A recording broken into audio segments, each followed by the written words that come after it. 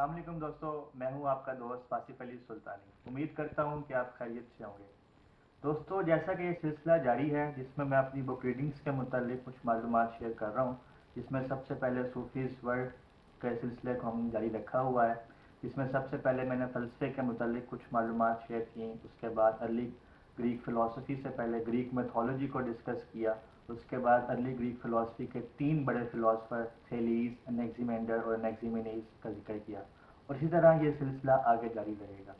लेकिन दोस्तों, आज की इस वीडियो में मैं सोफीज़ वर्ल्ड में मौजूद वो मेथड आप दोस्तों से शेयर करने जा रहा हूँ जो कि अल्बर्टो नॉक्स सोफ़ी को सोच विचार की राह पर गामजन करने के लिए इस्तेमाल करता है।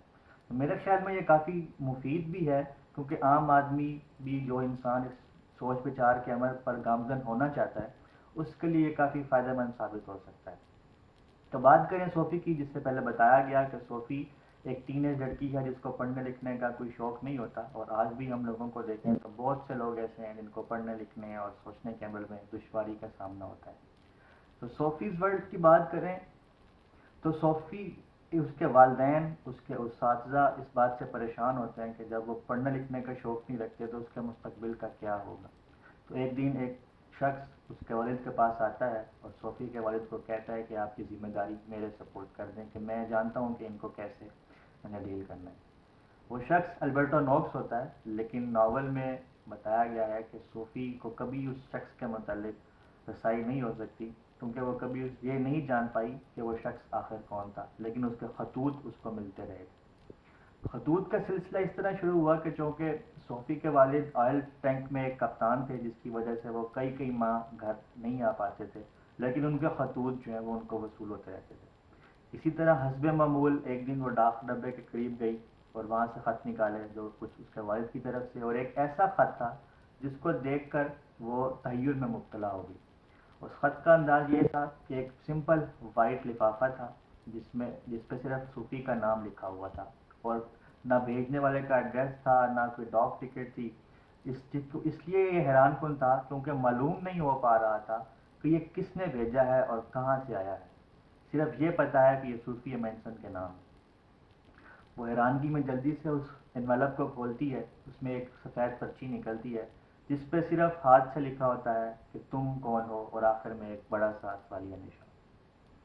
काफ़ी हैरान कुन सवाल है कि कोई अजनबी शख्स आपसे पूछे कि तुम कौन हो। वो इसके बारे में काफ़ी सोचती है, लेकिन उसे कुछ समझ नहीं आता। फिर आखिर वो ये कहती है कि हाँ, मुझे ये तो पता है कि मैं सूफ़ी मेंसन हूँ, लेकिन हकीकत में मैं कौन हूँ। इसकी असल वजह यह है कि उसने कभी हकीकत मालूम करने के लिए कोशिश ही नहीं की कि हकीकत में असल वो कौन है।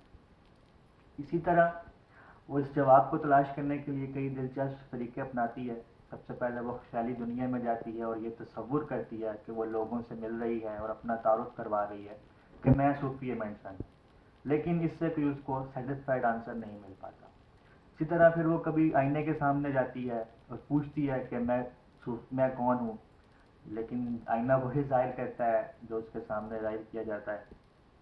इसी तरह दीगर दिलचस्प अंदाज अपनाती है, लेकिन कोई सेटिस्फाइड आंसर नहीं मिल पाता।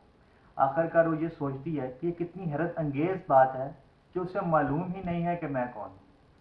और इससे भी बढ़कर हैरत अंगेज़ बात यह है कि उससे कोई इख्तियार ही नहीं है कि वो अपनी शक्ल के लिए किसको इंतखाब करे। मतलब कि उसके पास ये इख्तियार ही नहीं है वो किस घराने में पैदा हो, वो इंसान भी बनना चाहती है या नहीं। मतलब कि फिर उसने आखिर ये सोचा कि उसके पास ये इख्तियार भी नहीं है कि वो खुद से इंसान पैदा हो सके, यानी कि उसके पास कोई इख्तियार नहीं है कि वो इस दुनिया में ही आए। इसी तरह वो जब ये सोचना शुरू करती है कि मैं कौन हूँ, इंसान क्या है, मैं इंसान हूँ तो इंसान क्या है। तो दोस्तों, इस तरह ये सिलसिला आगे चलता है। तो बुनियादी सवाल यही है कि मैं कौन हूँ, जिससे हम इस फ़लसफ़े के मुतालिक और सोच विचार के डगर पर चलना शुरू होते हैं। तो दोस्तों, आज भी हम में ये सलाहियत पैदा हो सकती है कि हम सोच विचार के अमल पर गामजन हो। उसके लिए हमारा सबसे बुनियादी टास्क यही है कि मैं कौन हूँ।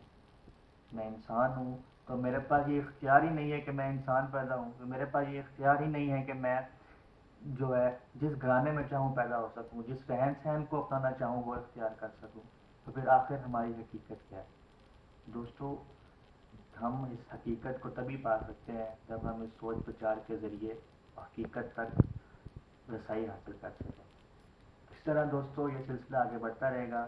انشاءاللہ اگلی ویڈیو میں ملاقات ہوگی جس میں میں صوفیز ورلڈ میں سے موجود فلسفے کے متعلق کچھ دیگر اہم معلومات اور دلچسپ واقعات آپ سے شیئر کروں گا. تب تک کے لیے اس ویڈیو میں کمنٹ کریں، اپنی قیمتی رائے سے آگاہ کریں تاکہ یہ سلسلہ ہمارے لیے بھرپور فائدہ مند ثابت ہو. اپنا خیال رکھیں. اللہ حافظ.